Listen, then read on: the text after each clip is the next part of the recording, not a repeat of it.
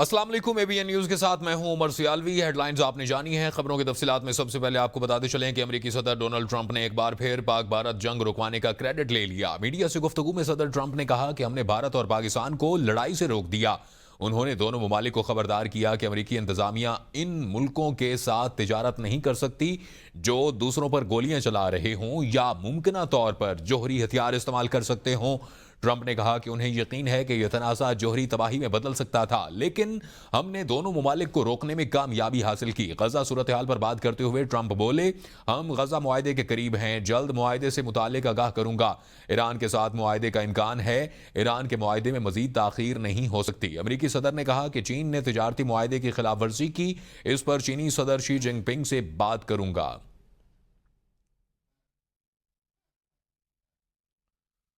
भारत की जारहाना पॉलिसी खित्ते के अमन के लिए खतरा है। भारत की आबी दहशतगर्दी नाकाबिल कबूल है। फील्ड मार्शल सैयद आसिम मुनीर का command and staff college Quetta से खिताब। कहा, पाकिस्तानी अवाम मादरे वतन के दिफा के लिए फौलादी दीवार बन गए हैं।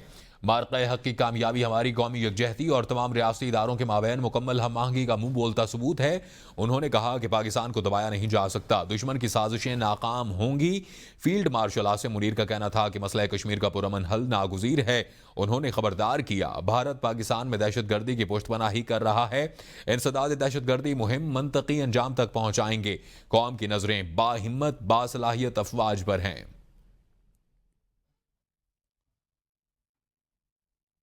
सुराब में बैंक और इंतजामी ऑफिसर की रिहाइश गाह पर दहशतगर्दों का बुज़दिलाना हमला। तर्जमान बलूचिस्तान हुकूमत शाहिद रेंद्र ने कहा कि दहशतगर्दों ने रियासती रेट को चैलेंज करने की मजमूम कोशिश की। बैंक लूट लिया गया, सरकारी अफसरान के घर जलाए गए। हमले में एडिशनल डिप्टी कमिश्नर हिदायत उल्लाह बलीदी दहशतगर्दों से लड़ते हुए शहीद हो गए। एडीसीआर रिहाइशगाह पर खवातीन और बच्चे भी मौजूद थे। तर्जमान बलूचिस्तान हुकूमत शाहिद रेंद्र कहते हैं कि हिंदुस्तान की प्रॉक्सीज ने भारत की एमा पर कार्रवाई की है। इलाके में क्लियरेंस ऑपरेशन जारी है। रियासत दुश्मन अनासिर की हर कोशिश नाकाम बना देंगे। सुराब में दहशतगर्दों की बलोच औरतों और बच्चों को निशाना बनाने की मजम्मत। वज़ीर आला बलूचिस्तान सरफराज बुगटी का हिदायतुल्लाह बलीदी के शहादत पर गहरे रंज व गम का इजहार। वज़ीर आला बलूचिस्तान मीर सरफराज बुगटी कहते हैं कि सराब के ADCR हिदायतुल्लाह बलीदी ने बलोच रिवायात और पाकिस्तान के तहफ़्फ़ुज़ के लिए जान दी। अल्लाह ताला उनकी शहादत को कबूल करे और पसमानदगान को सब्र जमील अता करे। पाकिस्तान और भारत तकरीबन 22 अप्रैल से पहले की सूरत हाल पर वापस आ गए हैं और सरहद पर अफवाज की तादाद में कमी कर रहे हैं। Chairman joint chiefs of staff committee general Sahir Shamshad Mirza ने बरतानवी इदारे को इंटरव्यू में कहा कि भारत से तनाव बरकरार है और स्ट्रेटेजिक गलत फहमी का खदशा रद्द नहीं किया जा सकता। इस बार कशीदगी बैन अल-अक़वामी सरहद तक फैल गई जो मुस्तकबिल में दोनों ममालिक को मुतासर कर सकती है। उन्होंने कहा कि भारत ने पहलगाम वाक़े के बाद बगैर तहकीकात सिंध तास मुआहदा मुअत्तल कर दिया, जबकि पाकिस्तान गैर जानिबदारी तहकीकात का मुतालबा करता रहा। हम ज़रई मुल्क हैं, पानी का मसला हमारे वजूद के लिए खतरा है और मसाइल का हल सिर्फ बातचीत से मुमकिन है। I would almost come back to pre-22nd April situation. Okay. When we say that the presence of troops on the borders, it is almost we are approaching that, or we must have approached that by now. Previously, we used to be confined to the disputed territory. This time it has been in the international border, and now in the future even, it will not be restricted to the disputed territory. It would come down to whole of India and whole of Pakistan. Rather, the cities were targeted first and the international border and the line of control were targeted later. So this is a very dangerous trend.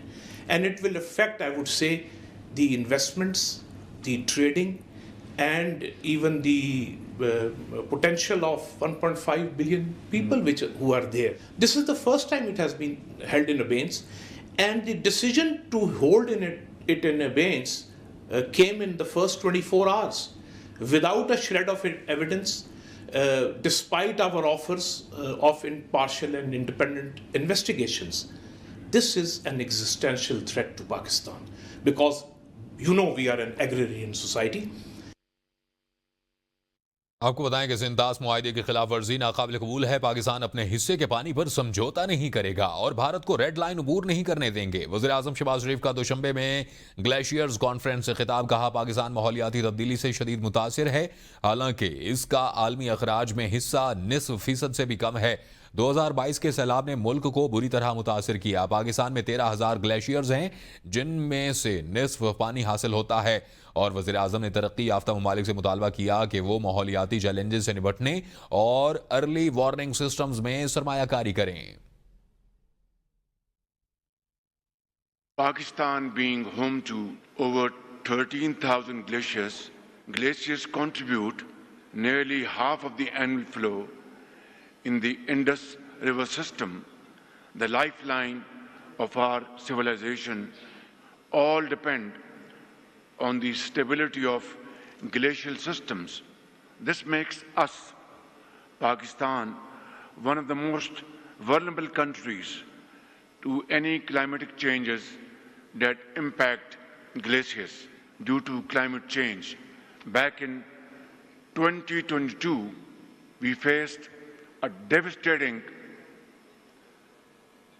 floods all over the country, and millions of acres of standing crop was washed away.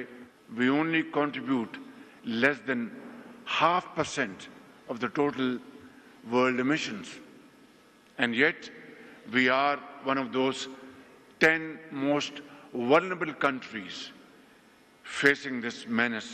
There is no country that has more at stake in ensuring the preservation of glaciers than Pakistan. There is an urgent need for an enhanced global climate action to mitigate the negative impacts of climate change. The developed countries must meet their climate financial commitments. Investment must be made in the early warning systems. India's unilateral and illegal decisions to hold in abeyance the Indus Water Treaty, which governs the sharing of the Indus Basin's water, is deeply regrettable. Millions of lives must not be held hostage of narrow political gains, and Pakistan will not allow this, never.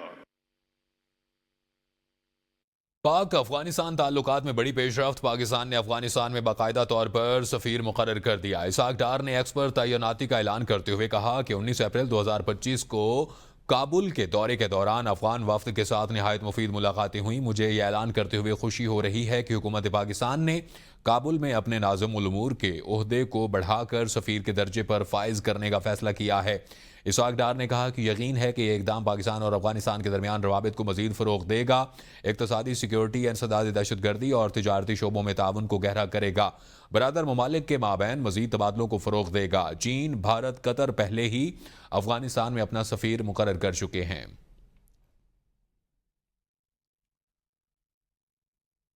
नायब वज़ीर आज़म Isaac डार और चीनी वज़ीर ख़ारजा वांग she की 10 दिन में दूसरी मुलाकात। इसाक डार ने सालसी की आलमी तंजीम के क़याम पर वांग शी को मुबारकबाद दी। दोनों रहनुमाओं ने दो तरफ़ा ताल्लुकात के मुख्तलिफ पहलुओं का जायज़ा लिया और उन पर इत्मीनान का इज़हार किया। इसाक डार ने कहा, मुस्तक़बिल में पाकिस्तान और चीन मज़ीद संग मील अबूर करेंगे। लंदन में Pakistani high commissioner doctor Mohammad Faisal कहते हैं कि दरियाए सिंध पाकिस्तान के लिए सिर्फ एक आबी वसीला नहीं बल्कि एक लाइफ लाइन है। इसको नुकसान पहुंचाना न सिर्फ पाकिस्तान की मईशत बल्कि खित्ते के अमन व इस्तेहकाम के लिए भी खतरा है। पाकिस्तानी हाई कमीशन में पाकिस्तानी नजात, बरतानवी वकला और माहिरीन के इजलास से खिताब में डॉक्टर फैसल ने कहा, पानी कोई हथियार नहीं बल्कि एक मुश्तरका कुदरती वसीला है जिसे जिम्मेदारी से इस्तेमाल किया जाना चाहिए। उन्होंने मजीद कहा कि भारत को अपनी बैनुल-अक़वामी जिम्मेदारियां निभाना होंगी और सिंध-तास मुआहदे के तहत किए गए वादे की पासदारी करनी चाहिए ताकि इलाकाई तनाज़ात को बढ़ने से रोका जा सके। पाकिस्तान और अमेरिका के दरमियान बाहमी टैरिफ से मुताल्लिक बाज़ाब्ता मुज़ाकरात का आगाज़ हो गया। वज़ारत ख़ज़ाना की जारी करदा एलामिया के मुताबिक वज़ीर ख़ज़ाना मोहम्मद औरंगज़ेब और अमेरिका के तिजारती नुमाइंदे के दरमियान वीडियो कॉन्फ्रेंस का इनकाद किया गया और इस बातचीत में मुज़ाकरात तामीरी माहौल में हुए जिसमें दोनों फ़रीक़ैन ने अपने अपने मौक़िफ़ का तबादला किया। फरीकैन ने आइंदा चंद हफ्तों में तकनीकी सतह पर तफसीली मुज़ाकरात पर इत्तफाक किया और इस अमल को जल्द अज जल्द कामयाबी से मुकम्मल करने के अज़्म को जाहिर किया। वज़ीर आला पंजाब मरियम नवाज ने कहा है कि भारत हमसे बड़ा मुल्क ज़रूर है, मगर हमने जंग जीत कर साबित कर दिया कि हौसला, जज्बा और अस्करी क़ुव्वत में पाकिस्तान किसी से कम नहीं। राफेल तैयारों पर भारत को बड़ा ही गुरूर था, मगर हमारे तैयारों ने उसे तबाह किया।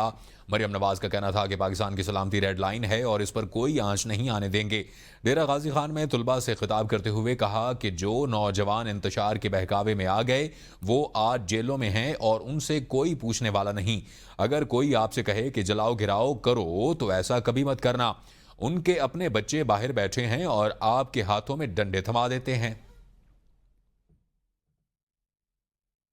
आपको ये कहे कि अपने मुल्क के खिलाफ कदम उठाओ, आपने कोई कदम अपने मुल्क के खिलाफ कभी नहीं उठाना। चाहे जो भी आपको कोई कहे ये जला दो, यहां आग लगा दो, ये इसको तोड़ दो, ये सड़क ब्लॉक कर दो, आपने ये नहीं करना। आज जो लोग इन बातों में आ गए, जो नौजवान इन बातों में आ गए, वो जेलों में पड़े हैं, उनको पूछने वाला कोई नहीं है। अब आपके मुल्क की तरफ कोई मैली आंख से नहीं देख सकता।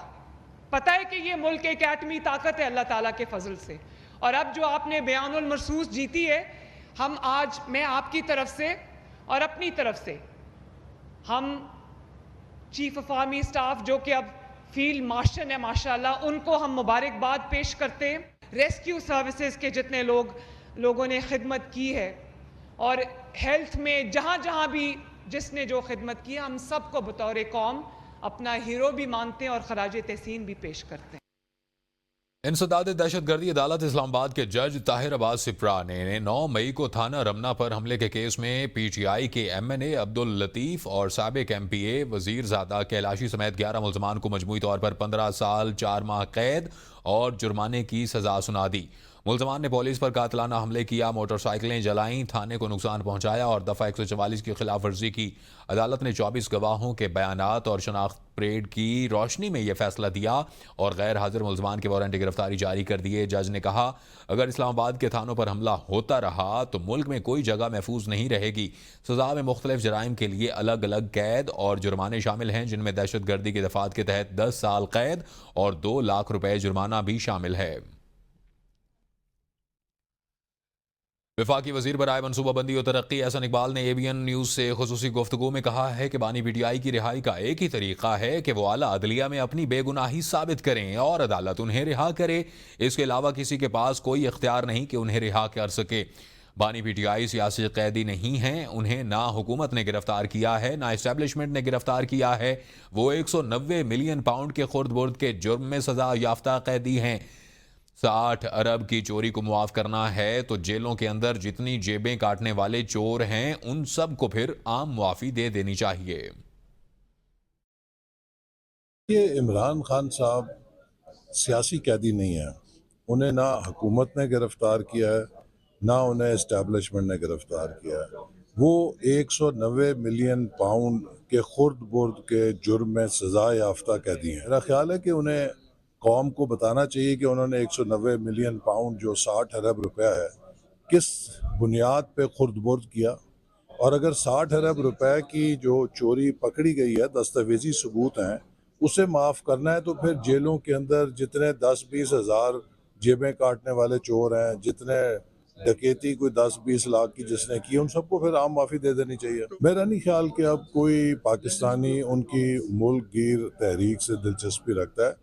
इसी तरह पाकिस्तान ने भारत को शिकस्त दे के दुनिया में अपना मुकाम पैदा किया है। सफारती सतह पे पाकिस्तान को बड़ी कामयाबियां मिल रही हैं। मुशीर इतलात खैबर पख्तूनख्वा बैरिस्टर सैफ ने कहा है कि खिसियानी बिल्ली खंबा नोचे के मुहावरे की तरह पीपल पार्टी के पास खिसियानी बिल्लियां रही नहीं तो अब चंद लोगों को बाहर निकाल कर एहतजाज कर रही है। पीपल पार्टी के पास अब तादाद है और ना ही कारकुन, तो अब वो किस तरह खुद को मीडिया में इन रखेगी।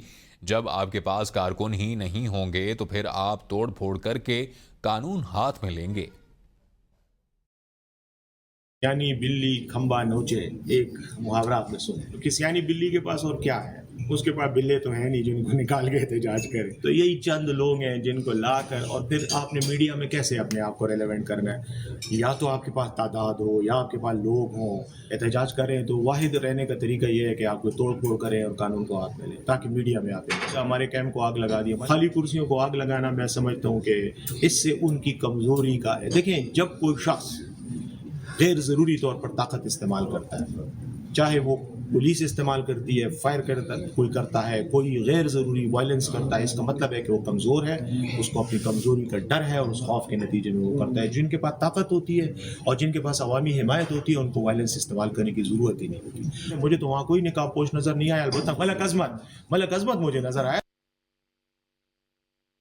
वज़ीर इत्तलात पंजाब अज़मा बुखारी ने रमज़ान निगहबान पैकेज की ऑडिट रिपोर्ट 2024 से मुतालिक मीडिया पर चलने वाली रिपोर्ट्स की तरदीद करते हुए कहा है कि रमज़ान पैकेज से मुतालिक ऐसी कोई रिपोर्ट वज़ीर आला तक नहीं आई। फिर भी अगर ऐसी कोई ऑडिट रिपोर्ट आई है तो वज़ीर आला ने कहा है कि उसकी हम पूरी तफ्तीश करेंगे। हुकूमत बनने के बाद चंद दिन बाद निगहबान रमज़ान पैकेज पहले से मौजूद डाटा के तहत सारिफीन को इमदादी अशिया दी गई। अज़मा बुखारी ने कहा कि वज़ीर आला ने कहा, मैं अपने पब्लिक मनी की किसी को भी खुर्द बुर्द की इजाज़त नहीं दूंगी। अगर इसमें कोई भी मुलविस हुआ तो उसको सख्त से सख्त सज़ा मिलेगी। इस हवाले से एक इंक्वायरी कमेटी भी तश्कील दी जा रही है। ABN न्यूज़ स्टूडियो से फिल वक्त के लिए इतना ही। हाजिर होते हैं हेडलाइंस के साथ। देखते रहिए ABN न्यूज़।